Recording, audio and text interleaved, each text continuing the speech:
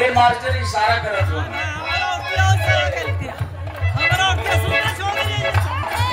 भगवान भोलेनाथ है घरदानी इंटरनेशनल देवता हो, विदेशों में लोग पूजा करेला। एक दिन भगवान भोलेनाथ और गौरा पार्वती के बीच तनी सायाना कहानी हो गई। ओ में कुछ क्षण के लिए शिवानी जी के गौरा मान लिया जाओ। भगवान भोलेनाथ कहत बोली काहे गौरा ऐसे काहे ऋषि आए बड़ो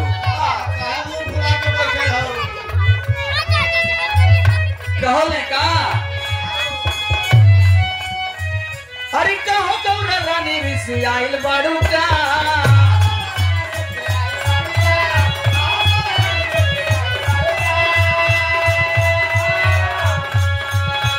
अरे बोलत नहीं रुका है किसी आई बड़ू का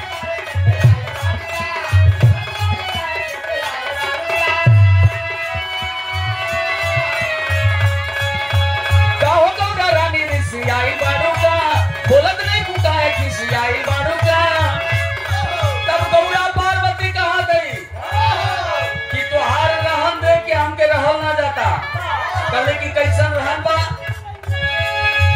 कहतिया भांग पीसे में वहां तक भइल बस कमर कर मस मस